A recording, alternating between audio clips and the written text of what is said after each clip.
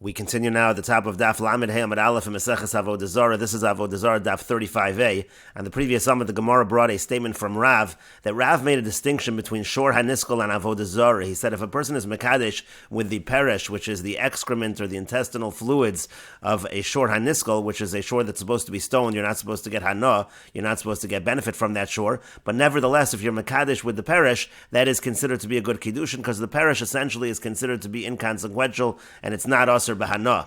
Whereas if a person is mekadesh, let's say, with the perish of Avodah Zara, an animal that was worshipped as Avodah Zara, so then already the perish itself is going to be asur bahana as well, and it is not going to be a good kiddushin. And the Gemara said on the previous summit that there's a logical reason for this distinction, and there's also a source in Psukim for this distinction. And now the Gemara says that we can also see this from the conversation at the end of our Mishnah. The conversation at the end of our Mishnah was between Rabbi Yishmael and Rabbi Yoshua. Rabbi Yishmael asked, why is it that the cheese of Ovdei Kochavim is forbidden to eat? And Rabbi Yoshua responded, it's because it can be curdled from the intestinal fluids, essentially from the perish of the stomach contents of an animal that's an avela, and so therefore it is not kosher. And Rabbi Shmuel's response to that was, but even really the perish of an ola doesn't really present such a problem on a doraisa level. And so then Rabbi Yoshua responded, well, really the problem is that it can be curdled with the intestinal fluids of Avodah Zara. And so the Gemara now draws inferences from this conversation. From the conversation, Michlal the Isurei Hana, the implication is that when you have something that's forbidden in Hana, Sharu Pir Shayu, that the excrement actually is permitted, because the whole point was, Rabbi Yishmael's whole response was that even the perish of Ola is not really a problem. As Rashi explains, Mechlal di Surei Hana ki Ola, it implies that something that's Asr b'Hana like a carbon Ola, Vuadin l'Shor HaNiskal, the same would be true by Shor HaNiskal, Shari Pir Shayu, the excrement would be permitted. And from the fact that Rabbi Yoshua responded, that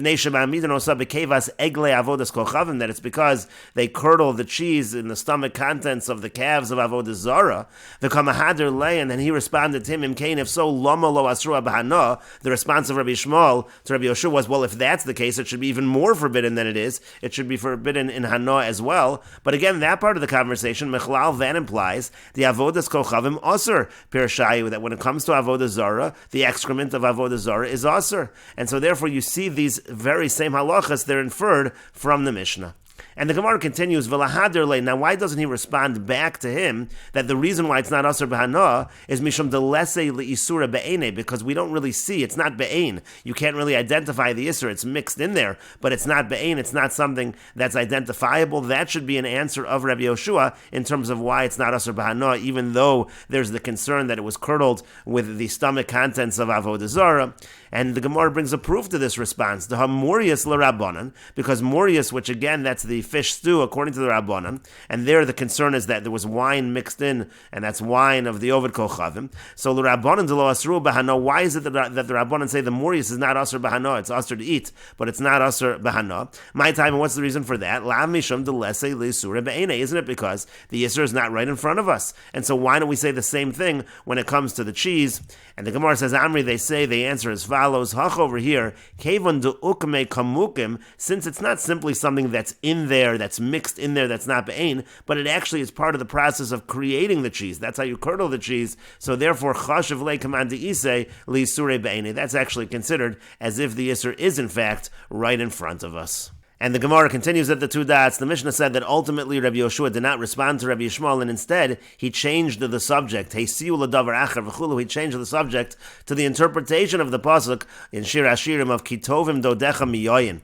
And the Gemara says, "My Kitovim Dodecha Miyoyin." What does it mean that your love is better than wine? What exactly is the pasuk referring to? And the Gemara says, "Kiyasur Revdimi Amar." When Revdimi came, he said, "Amra Knesses Yisrael Lefnei Hakadosh Baruch Hu." The congregation of Israel says before Hakadosh Baruch Hu, "Ribonu Shalom, Master of the world, Arevim Alai Divrei Dodecha." The words of your beloved are more pleasing to me. Yoser Miyena Shal Torah, more than the wine of Torah. Essentially, it means the words of the Chachamim, the words of the Rabbanan, are held in greater esteem than the Torah itself. And the Gemara continues, Ma'ishna Haikra. What's the difference? This particular pasuk, the shaila that he asked about, why did he change the subject to this particular pasuk? And the Gemara says, Amr Rav Shimon ben Pazi. Rav Shimon ben Pazi says, V'itema Rav Shimon Barami. Some say it's Rabbi Shimon bar Ami that says Me'ereisha Dekra. The reason why he mentioned this pasuk is really because the beginning of the pasuk is relevant. Kamarle, that's what he was saying to him, because the beginning of the pasuk says Yishakeni mineshikos piu. It talks about the kisses of the mouth, but we interpret it as follows. Amar Le said to him, Yishmal Achi, Yishmal my brother, Chashok sifso secha zu bezu. You should put your lips together. You shouldn't speak about this matter. Don't discuss why it is that the cheese of Ovdei Kochavim is aser. V'al tevahel lahashav. Don't be so quick to respond. And the Gemara says, my time, and what's the reason for that? Why shouldn't we talk about this gezerah? Amar Ula v'yitemer of Shmuel bar Abba. Ula says, and some say of Shmuel bar Abba says, gezerah chadashi. The reason why we shouldn't discuss it is because it's a new gezerah ve'ein mefakvek and ba. We don't try to examine new gezerahs too much. The Gemara says, my gezerta, what's the gezerah? What is the reason for the gezerah? Amar Rabbi Shimon ben Pazi, Amar Rabbi Yoshua ben Levi. Rabbi Shimon ben Pazi says that Rabbi Yoshua ben Levi says, Mishum Nikor. The reason is because of Nikor. And Nikor essentially is a reference to the fact that a snake might go to that cheese. Nikor, he's going to poke into that cheese, and the venom will be there, and it's an issue of danger. But the Gemara says, V'lei Mishum Nikor. Well, if there's a reason for the gezerah, why not tell him the reason? He should have said that the reason is because of Nikor. And the Gemara says to that, Kidu Ula, it's like Ula said, Yamar Ula, because Ula said, Ki gozri gezerta b'ma'arava, lo miglu taima treser yarchishasa. When they make a gezerah in the west, don't reveal the reason for 12 months. Dilma ika inish de lo svirle. Maybe there'll be somebody who doesn't agree with that reason. V'yasi lezil zule ba, and then they're going to come and be mezalzel in that gezerah. They're not going to take that gezerah seriously. The Gemara continues, Megadef bo Rabbi Yirmiyah. Rabbi Yirmiyah, he criticized this as saying that this was the reason for the gezerah. You think the reason for the gezerah is Nikor? If that were true, Ela me'ata, but if that were true, then Yevesha Tishtri, then if it would be dry, it should be permitted, because there's no concern for the venom of snakes by something that dries. The venom wouldn't allow it to dry properly. And similarly, Yoshin Tishtri, if it's old, it should be permitted. It wouldn't be able to age properly if there was venom. The Yamar Reb Chanina, because Reb Chanina says, Yavesh mutter, anytime you have something dry, it's mutter in terms of the concern of snakes. Ein manicholi avishid, because the venom would not allow it to dry properly. And yashin mutter, if it would be old, also it's permitted, because ein manicholi yashin, it's not going to allow it to age properly. Rather, so if it's aged also, if it's yashin also, it's going to be permitted in terms of the venom of snakes. And the Gemara continues with a different reason why the cheese of Ovdei Kochavim is Asur. Amar Rabbi Chanina says, Lefi she'i efshar la belot tzechzuchei chalav, because it's impossible that it doesn't have some drops of milk. It's talking about non-kosher milk. We'll see Rashi in a moment in explaining Rabbi Chanina.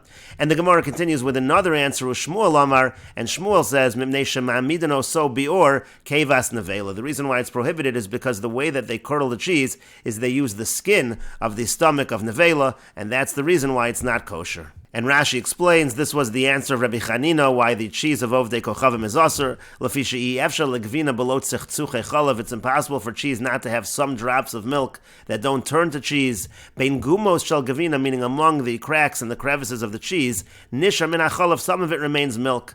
The chalav shechelvo Oved Kochavim, and an animal that was milked by an idolater, ve'ein Yisrael roeyu, and a Jew wasn't watching, aser, so that milk is aser. Dilma ariv be chalav tamei, because there's a concern that maybe there was chalav tamei, maybe there was chalav milk that was not kosher that was mixed in.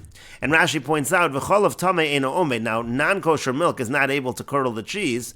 V'mi'irev tamei bitar, and if you mix together, let's say you have kosher milk and non-kosher milk to make the cheese, hatamei nisher imnis yuve dechelba. So the non-kosher milk will remain. There will be drops of that milk among the other parts of the milk that didn't turn to cheese. Imnis yuve dechelba hatar, with again the kosher parts of the milk that didn't turn to cheese.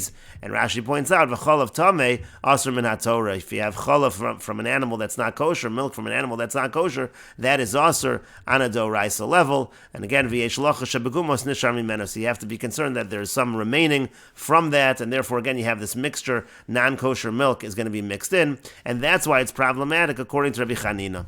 And then Shmuel said the reason why it's problematic is because they're ma'amidin osa, they curdle that cheese with the skin of the stomach of nevela. Rashi says, or kevas nevela v'or lav pirshu. The point of Shmuel's answer is that the skin, is not considered to be pirshu. It's not considered to be excrement v'yasser, and it's forbidden. Again, the whole conversation in our Mishnah between Rabbi Yishmael and Rabbi Yoshua was with regards to pirsha, and the whole idea was that pirsha is not a problem. That was Rabbi Yishmael's point.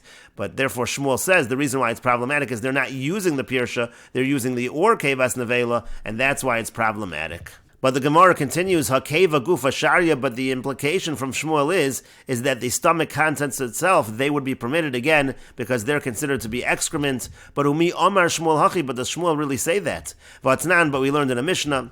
And Rashi explains, Umi Omar Shmuel, de or Kevas Nevela da Asura, Aval Keva Atzma de Nevela. Does Shmuel really say that the actual stomach contents of Nevela, the Hainu Cholav HaKorush, HaKonos B'mei HaTzleh, again talking about the milk that is congealed in there in the intestines of the tleh, in the intestines of the sheep, sharia, that would be permitted. Alma Pirsha Bialma, who we see that that's just considered to be excrement, and it is permitted. Does Shmuel really say that? Again, V'atnan, but we learned in a Mishnah. And this is a Mishnah in Meseches Chulin. The Mishnah says, Kevas ha'ovet kochavim, if you have the stomach, that's the stomach contents of an animal slaughtered by an idolater, v'shel neveler, let's say it's an animal that's a neveler that died without shchita, harezu asur, that is going to be prohibited. V'havinon ba, we ask on that Mishnah, otu de'ovet kochavim lav nevelahi, when an ovet kochavim, when an idolater slaughters an animal, isn't that also called nevela? Why is this two separate things? V'yomar Shmuel, and Shmuel said on this Mishnah, chada katani, the way to understand this Mishnah is you should read it all together. Kevas shchitas ovet kochavim nevela. If you have the stomach of an animal that was slaughtered by an idolater, which is an nevela, asura, that is forbidden. And the point over here is this Mishnah seems to be talking about the stomach contents of this animal. And here Shmuel says it's not just pure shabialma, but it is considered to be prohibited. And the Gemara says lokash, it's not difficult, and we will continue with this discussion in the next video on Daf Lamed Hey Amud Beis.